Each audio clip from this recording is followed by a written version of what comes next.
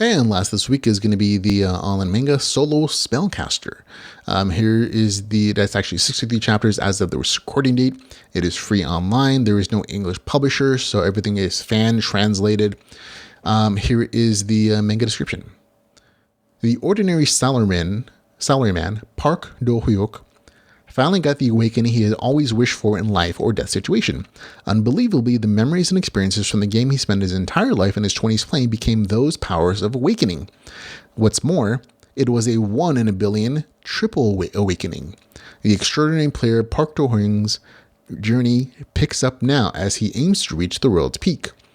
And there's a note saying this is a webtoon adaptation of the popular web novel by Cheongcho. Okay, this is a slice of life dungeon crawl story set in the modern world. So it very much is modern world setting, concrete buildings, etc. It just has dungeons and hunters exploring the stories, which is familiar to anybody who's read these kind of stories. Dungeons, if they aren't conquered, they spill out monsters. And so there's a whole social environment that evolves for these systems where people who get these system powers can go into dungeons and conquer them to help people keep them safe, and guilds develop. There's a whole familiar system here. The main character, his thing is that he's a nobody. He really is a normal person going on about his business, and then one day he awakens to his power, and it's a rare triple awakening that he gets not one class but 3.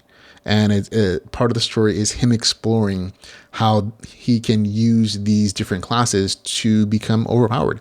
And even though he has to work, 3 times as hard to do them. And so he has to dungeon dive, explore his abilities, all while trying to stay under the radar from the guilds that might want to squash him because he's too powerful.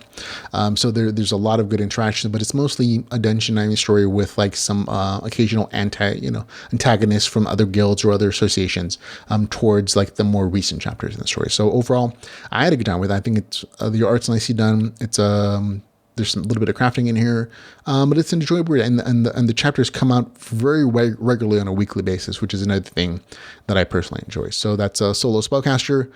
Gets a good solid 7.4 good review score for me out of 10. That's again Solo Spellcaster with a score of 7.4 out of 10.